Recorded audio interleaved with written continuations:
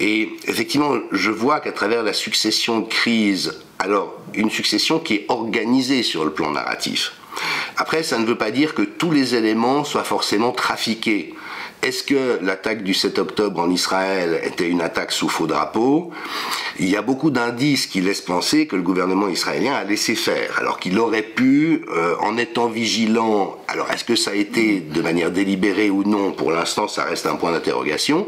Mais toujours est-il que ces événements, qu'ils soient fortuits ou qu'ils soient produits, sont après métabolisés dans les systèmes langagiers collectifs, c'est-à-dire médiatico-politiques, pour avoir un effet particulier sur la population, et dans ce brouillage extraordinaire entre le documentaire et la fiction. Le plus bel exemple, c'est Xavier Moreau qui me rappelait ça hier, je l'ai croisé dans un média, il sortait d'un plateau, c'est en Ukraine, où il y a une série télévisée pendant 2 ans, où Zelensky devenait président de l'Ukraine.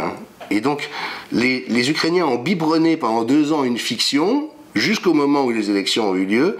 Et tu vois, c'est vraiment comme si le caractère de fiction sort de l'écran et arrive dans la réalité. Comme si on avait hypnotisé les gens. Oui, et puis qu'on avait brouillé les contours entre la fiction et le réel, d'où la théatrocratie dont parlait déjà Platon et que recite Michel Maffezoli, c'est-à-dire qu'aujourd'hui, on est dans une pièce de théâtre grandeur nature.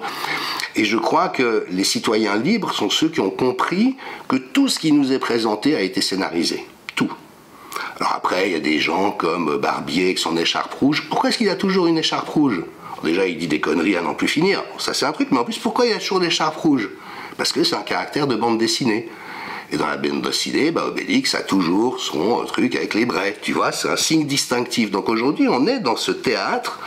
Et puis avec, effectivement, des choses qui sont organisées de manière à ouvrir la porte à une déshumanisation et ce que j'appelle la banalisation du mal. C'est-à-dire que les gens s'accoutument à des choses qui auraient été scandaleuses et prohibées il n'y a pas si longtemps. Et effectivement, on n'envisage pas un Pompidou, un Giscard, un Mitterrand, quoi qu'on ait pensé de ces personnages qui avaient chacun ses zones d'ombre, mais dire je vais emmerder une partie des Français qui se soustraient à ce que je leur impose ou qui ne sont pas d'accord avec moi. Parce que précisément, et c'est d'ailleurs un des problèmes de la démocratie, c'est que c'est le chef d'une faction qui devient le président de tous les Français, donc il y a quelque chose d'un peu fictif là-dedans, mais une fois qu'il est président de tous les Français, il ne peut pas se comporter comme ça. Et donc ces licences, elles ouvrent la porte à une nouvelle normalité où ce genre de choses deviennent possibles. Et puis à l'extrême, si on reprend le conflit israélo-palestinien, enfin, je ne sais pas si on peut l'appeler comme ça, mais auquel on est sensible tous les deux, on voit que de part et d'autre, il y a cette tentation de la déshumanisation. C'est-à-dire qu'en ce qui me concerne, je place à peu près le Hamas et Netanyahou sur le même pied d'égalité, en considérant qu'ils ont besoin l'un de l'autre pour en fait trahir la cause de leur population. Parce que ni la population israélienne, ni la population palestinienne n'ont aucun intérêt au cycle de la haine et de la mort à perte de vue. Mais Netanyahou et le Hamas, si. Donc on sait que Netanyahou a financé le Hamas, que Hamas rend très service à Netanyahou, et notamment avec des actions terroristes comme celle du 7 octobre. Mais toujours est-il qu'on voit aujourd'hui, de part et d'autre, des gens dire non mais les gens du Hamas sont de nobles résistants, comme l'étaient les résistants dans les années 39. On analyse le Hamas et les frères musulmans, c'est pas tout à fait ça.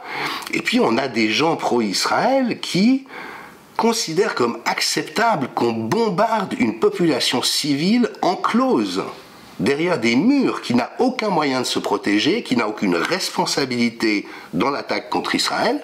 Mais s'il y a 10 000 enfants palestiniens déchiquetés, ma foi, où est le problème? Et là, on voit à quel point c'est grave. C'est-à-dire que ces repères d'humanité fondamentaux ont été dynamités chez un ensemble de nos concitoyens, mais d'une manière qui est tout à fait nouvelle et qui ouvre la porte à toutes les dérives. Parce qu'une fois qu'on s'est habitué, acclimaté intellectuellement et cognitivement à ça en le considérant comme acceptable, ça veut dire qu'il n'y a plus de limite. Et que si demain, il faut enfermer dans un camp Éric Ferac, Jean-Dominique Michel ou qui sais-je, et le laisser crever de faim, s'il y a une bonne raison, il y aura aucun problème à ça pour tous les gens qui ont déjà basculé dans l'emprise de la banalisation du mal.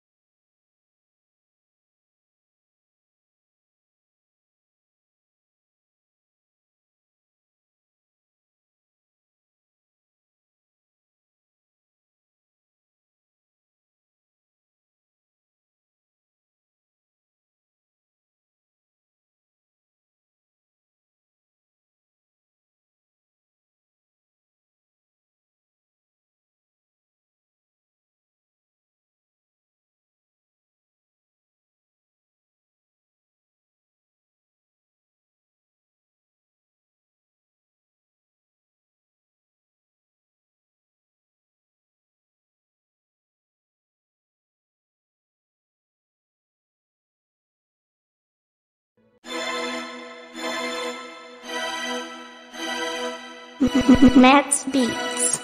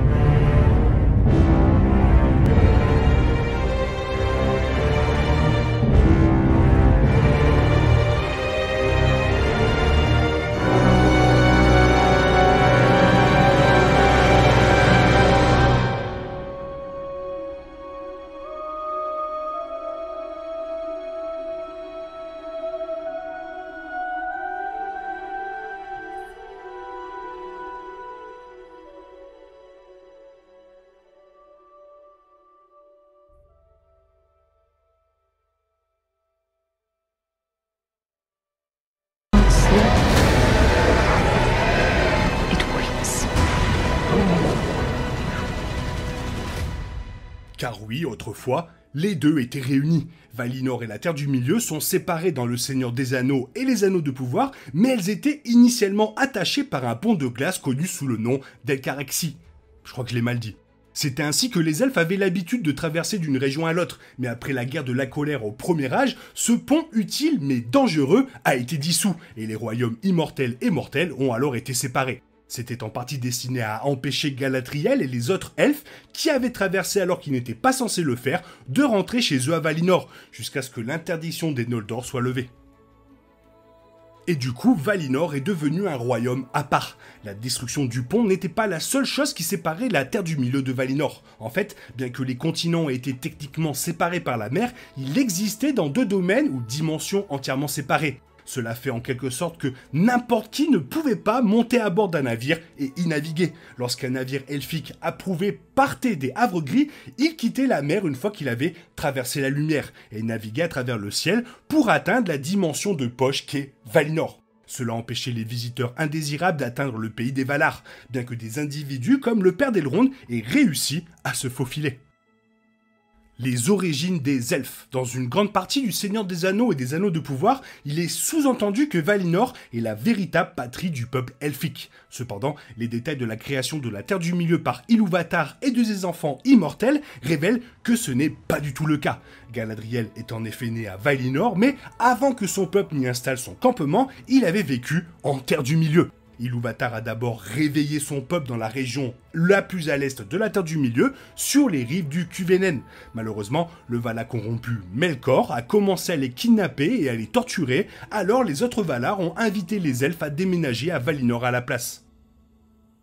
Et Valinor est l'endroit où se déroule la bataille la plus fucking épique de Tolkien.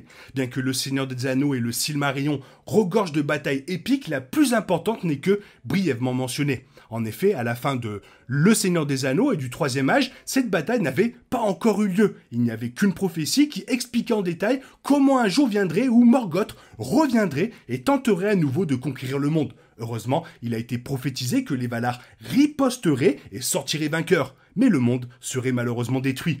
Valinor serait reconstruite et tout le peuple elfique serait ressuscité. Bien sûr, ce ne sera que longtemps après les Anneaux de Pouvoir, donc Galadriel n'a pas encore à s'inquiéter. Voilà, c'est toujours assez sympa d'avoir plus d'informations sur Valinor, qui quand même, ça a l'air d'être assez sympa de vivre, quoi, avec